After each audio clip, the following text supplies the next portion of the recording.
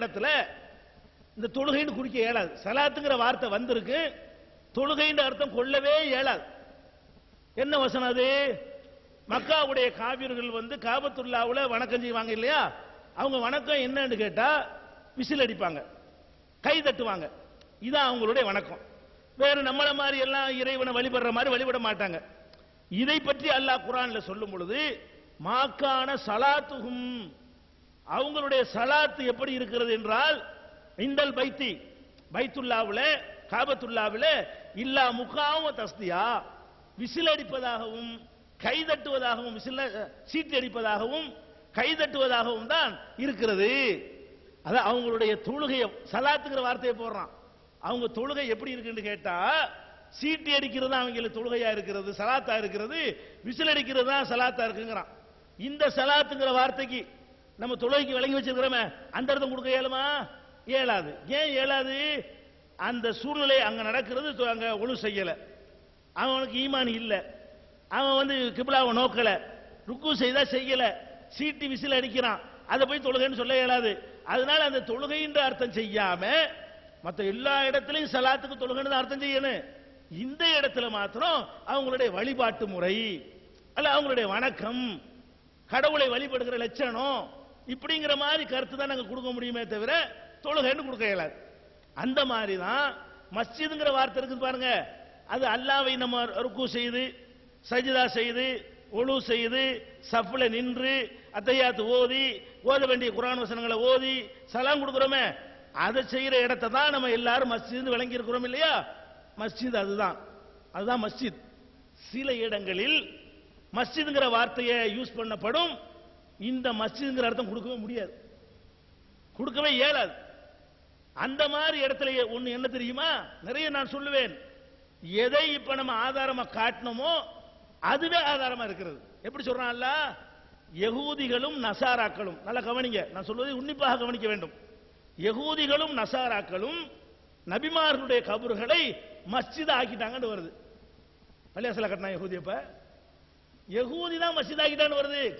அப்ப யகூதி என்ன பண்ணா, நபிமார்கள் அடக்கம் பண்ணி வச்சுக்கிட்டு பாங்கு மோதினார் நியமிச்சு பாங்கு சொல்லி சஃப்ல நின்று ஒழு செஞ்சு ருக்கு செய்தா செஞ்சு அத்தஹியாத்தெல்லாம் ஓதி தொழுவுற பள்ளிவாசல கட்டினான்னு அர்த்தமா? யகூதி நசாரா கட்டினான ஒண்ணு, அதை மஸ்ஜிதுங்கிறாங்க ரசூல் ஸல்லல்லாஹு அலைஹி வஸல்லம். அப்ப யகூதி நசாரா வந்து இப்ப நம்ம கட்டுற மஸ்ஜிதை கட்டினா, இந்த ஹதீஸ்லயே மஸ்ஜிதுக்கு அர்த்தம் என்னன்னு விளங்குது? இந்த ஹதீஸில் மஸ்ஜித் என்று போடப்பட்டது தர்காவை தான். அந்த அடக்கம் செய்யப்பட்ட இடத்துல அல்லாஹ் வணங்குறதுக்கு பள்ளிவாசல் கட்டுறமே அதை இல்ல, அவன் அல்லாஹ் வணங்குற கட்டளை, அவன் இறந்து போனவர்களை நபிமார்களை அடக்கம் செய்து விட்டு அதை மஸ்ஜித் ஆக்கினான் என்று வருகிறது. இந்த மஸ்ஜிதா ஆக்கியிருப்பான்? நம்ம மஸ்ஜித் நம்ம உம்மத்துக்கு உள்ளதுல அவன் எப்படி மஸ்ஜித் ஆக்கியிருப்பான்? அவன் இந்த முறை அப்ப சொல்லுங்க, யகூதி நசாராக்கள் எல்லாம் வாங்கிக்காம சொல்லி சஃப்ல நின்று ஒழு செஞ்சு ருக்கு செய்தா, அது அர்த்தம். அப்ப இந்த அந்த காபத்துல்லாவுல சீட்டு அடிக்கிறது நான் சொன்னேன் சலாத்துங்கிற வார்த்தை, அதுக்கு எப்படி தொழுகைன்னு அர்த்தம் கொடுக்கிறது பொருந்தவே செய்யாதோ, இந்த இடத்திலே வந்த மஸ்ஜித் என்ற வார்த்தைக்கு நீங்கள் பள்ளிவாசல் என்று அர்த்தம் கொடுத்தால், யகூதி நசாரா அல்லாஹ்வை முறைப்படி வணங்கினான், பள்ளிவாசல் கட்டினான் என்று நீங்கள் சொன்னதாக ஆகும். அதான் அர்த்தம். ஏன்னா யகூதி நசாரா கட்டினதா அங்க சொல்லப்படுகிறது. அப்ப என்ன சொல்ல ரசூல் ஸல்லல்லாஹு அலைஹி வஸல்லம்? யகூதி நசாரா ஆலயத்தை கட்டினான்னு சொல்லல, இத்தஹது குபூர அன்பியாஇஹும் மசாஜித், நபிமார்களுடைய கபர்களை மஸ்ஜிதாக்குனான்னு வருது. நீங்க மஸ்ஜிதுக்கு இப்ப என்ன அர்த்தம் சொல்லி நீங்கள் சமாளிக்கிறீர்களோ, நீங்கள் சொல்லக்கூடாதா, இவர்கள் சமாளிக்கிறார்களோ, அந்த மஸ்ஜித் என்ற அர்த்தத்தை இந்த ஹதீஸுக்கு வச்சு அர்த்தம் செய்யுங்கள். எப்படி அர்த்தம் செய்யணும்? இத்தகது அவர்கள் ஆக்கி கொண்டார்கள் குபூர் அம்பியாயி, நபிமாருடைய கபரை மசாஜித, நம்ம எல்லாம் தொழக்கூடிய ருக்கு செய்தா செய்யக்கூடிய உழு செய்யக்கூடிய சஃப்ல நிக்கக்கூடிய பாங்கை காமத்து சொல்லக்கூடிய பள்ளிவாசலாக ஆக்கி விட்டார்கள் அர்த்தம் செய்வீங்களா? இந்த வசனமே, இந்த ஹதீஸ்ல உள்ள வாசகமே வெளியில இருந்து தேட வேண்டியதில்லை. மஸ்ஜித் என்பது தர்காவை இங்கே சொல்லப்படுகிறது, பள்ளிவாசல் சொல்லவே இல்லை. அவன் பள்ளிவாசல் கட்டவில்லை, அவனுக்கு தொழுகைக்கு சம்பந்தம் இல்லை. நபிமாருடைய கபர்ல வந்து அவன் வந்து தர்கா தான் கட்டினான். அப்ப மஸ்ஜித் என்ற வார்த்தைக்கு தர்காங்கிற அர்த்தமும் இருக்கிறது சில நேரங்களில், பல நேரங்களில் பள்ளிவாசல் என்ற அர்த்தமும் இருக்கிறது. அந்த அர்த்தம் செய்கிற இடத்தில் தான் அந்த அர்த்தம் செய்ய வேண்டும். அந்த அர்த்தம் இங்க செய்ய இயலுமா, பொருந்துமா? முடிஞ்சு வச்சா கதை. அவங்க சொன்ன பதில் இதுதான். ஹதீஸ் இருக்கு, அவங்களுக்கு தெரிகிறது. ஹதீஸ் அவங்களுக்கு புதுசு இல்ல, இந்த ஹதீஸை தெரிந்து வைத்திருக்கிறார்கள். அதனுடைய அர்த்தத்தை தான் தெரியல, அதனுடைய விளக்கத்தை தான் தெரியல. அவங்க ஊர்ல உள்ள மக்கள் செய்வதை எப்படியாவது நியாயப்படுத்த வேண்டும். சின்ன வயசுல நமக்கு போதித்து விட்டார்கள். தர்காவை பார்த்து பார்த்து வளர்ந்து விட்டோம், இவ்வளவு காலமா கண்டிக்காம இருந்து விட்டோம். இப்ப சொன்னா மக்கள் என்ன நினைப்பார்கள் என்கிற தயக்கத்திற்காக என்னத்தையாவது சொல்லி நியாயப்படுத்துவதற்காகத்தான் இந்த மஸ்ஜித் என்ற வியாக்கியானத்தை சொல்லி அவர்கள் நழுவ பார்க்கிறார்கள். தெள்ள தெளிவாக இது நிறுவியிருக்கிறோம். இந்த மீது மேலங்கிறாங்க பாருங்க, அதுக்கு நான் அப்புறம் வர்றேன். ஒன்னு சொன்ன அக்கு வேற ஆணி வரா பிச்சு போட்டு தர்காவை இடிச்சு தகர்க்கணுங்கிற எண்ணத்துக்கு நீங்க வராமல் நீங்கள் போக மாட்டீர்கள். இன்ஷா அல்லாஹ் தெள்ள தெளிவாக சொல்லுகிறோம். இந்த இடத்தில் மஸ்ஜித் என்பது தர்காவைத்தான் குறிக்கிறது, தர்காவைத்தான் குறிக்கிறது என்பதற்கு இது மட்டும் ஆதாரம் இல்லை. மஸ்ஜித் என்ற வார்த்தை தர்காவைத்தான் குறிக்கிறது என்பதற்கு இன்னும் பல ஆதாரங்களை வைத்திருக்கிறோம். ஆமா கேட்டிருந்தோம். அதாவது பொதுக்கப்புறல கட்டணம் கட்டக்கூடாது, வலிமார்களுக்கு கப்புறல கட்டலான்னு வேறுபடுத்தினீங்களே, அதுக்குரிய ஆதாரம் தாங்கான்னு கேட்டாங்க, தரல. அதுவும் தரல, வேற என்னென்னமோ சொல்றாங்க. அதுக்கு நான் பதில் சொல்லுவேன். டாபிக் சம்பந்தம் இல்லாதனால் தொகுப்புல நான் வச்சுக்கிறேன். கட்டடம்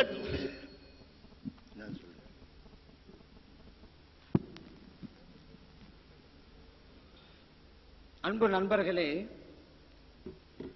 அங்க பள்ளிவாசல் தான் இருக்குது, அந்த ஹதீஸ்ல அப்படிதான் இருக்குது, இன்னொரு ஹதீஸ்ல தான் இப்படி இருக்குது. அதைத்தான் நாங்க சொல்றோம். அந்த ஹதீஸுக்கு விளக்கமா இது இருக்குது அப்படிங்கிறோம். பள்ளிவாச கட்டினாலும் தானே இருக்கு, எப்படி கட்டினாலும் இல்ல. இந்த ஹதீஸ்ல கபரு விளக்கமா வருது. சலாசலம் அந்த ஹதீஸுக்கு விளக்கமா இந்த ஹதீஸ் எடுக்கணும். எப்படி கட்டினாங்க ஒரு கேள்வி வருதுல, அதுக்கு தான் சலதான் சொல்றாங்க. அடக்கம் செய்வாங்க நல்லடியார, அதற்கு மேலே பள்ளிவாசலை கட்டுவாங்க, அப்புறம் ஒரு அவங்களுக்கு ஊழப்பழத்தை எல்லாம் வைப்பாங்க அப்படின்னு சொல்றாங்க. இதற்கு இந்த ஹதீஸ் விளக்கமாகி போச்சா? அடுத்து பள்ளிவாசல்னா நம்ம பள்ளிவாசலா? அது எப்படி நம்ம பள்ளிவாசல்? அவங்களுக்கு ஒவ்வொரு சமுதாயத்தவரும் அவங்கவுங்க மார்க்க பிரகாரம் அவங்க ஒரு வணக்கம் செய்வதற்கு ஒரு இடத்தை அமைப்பாங்க. நம்முடைய மார்க்க பிரகாரம் இப்படி பள்ளிவாசல் கட்டுறோம், அவங்களுடைய மார்க்க பிரகாரம் ஒரு இடத்தை வச்சிருப்பாங்க, அதுதான் அவங்களுக்கு பள்ளிவாசல். அரபி மொழியில அவங்க ஒரு வணங்குவதற்கான ஒரு இடத்தை தேர்ந்தெடுத்தாலும் அது மஸ்ஜித் தான். அதுக்கு ஒரு வார்த்தை என்ன சொல்றது? அவங்க இதுக்கு முன்னால அவங்களுடைய மார்க்க பிரகாரம் ஒரு பள்ளிவாசல் அமைக்கிறாங்க, ஒரு வணங்குற இடத்தை அமைக்கிறாங்க. அரபி மொழியா மஸ்ஜித் தான் சொல்லணும், ஆனா வித்தியாசம் இருக்கும். அந்த மஸ்ஜித் வேற, நம்ம மஸ்ஜித் வேற. எப்படி அவங்க சொன்னாங்களே சலாத்துண்டு, அந்த மாதிரி தான் நம்முடைய சலாத்து. என்ன? சஜா செய்யறது, ருக்கு செய்யறது, அது சலாத்து தான். இது நம்முடைய சலாத்து. அவங்களுடைய சலாத்து என்ன? அதான் சீட்டு அடிக்கிறது, விசில் அடிக்கிறது. வித்தியாசப்படுதுல, ஆனா ரெண்டுக்கு சலாத்து தான், வித்தியாசம் வேற. அவங்களுடைய சலாத்துங்கிறது அது, நம்முடைய சலவாத்துங்கிறது ருக்கு செய்யறது, சுஜி செய்யறது.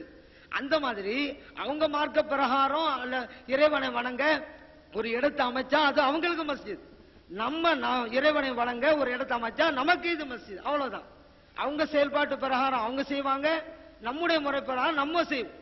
அத ரெண்டுக்கும் மஸ்ஜித் தான் பேரு.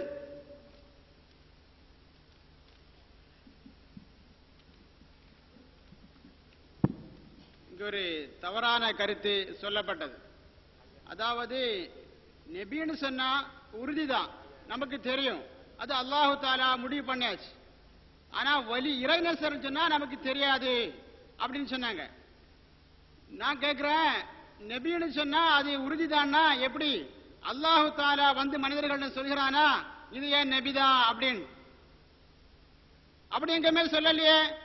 அபூபக்கர் சித்திக் ரலியல்லாஹு அன்ஹு அவங்க நபி ஸல்லல்லாஹு அலைஹி வஸல்லம் அவங்கள நபின்னு முடிவு பண்ணாங்க. எப்படி முடிவு பண்ணாங்க? அவங்ககிட்ட அல்லாஹு தாலா வந்து இது ஏன் நபிதான், கட்டுப்பட்டு நடைங்க அப்படின்னு சொன்னாங்களா? சொல்லவே இல்லை. அப்புறம் எப்படி முடிவு பண்ணாங்க? நபி ஸல்லல்லாஹு அலைஹி வஸல்லம் அவர்களுடைய பண்புகளை வைத்து, அவர்கள் இதுவரை வாழ்நாளில் ஒரு பொய் சொன்னதில்லை, இதுவரை வாழ்நாளில் ஒரு கெட்ட சமாச்சாரங்கள் செய்ததில்லை, இதுவரை வாழ்நாளில் ஒரு நாகரீக குறைவை காட்டியதில்லை. அந்த பண்பாட்டை அடிப்படையாக வைத்து அதற்கு பிறகு சாதாரண மக்களில் நின்று வெளிப்பட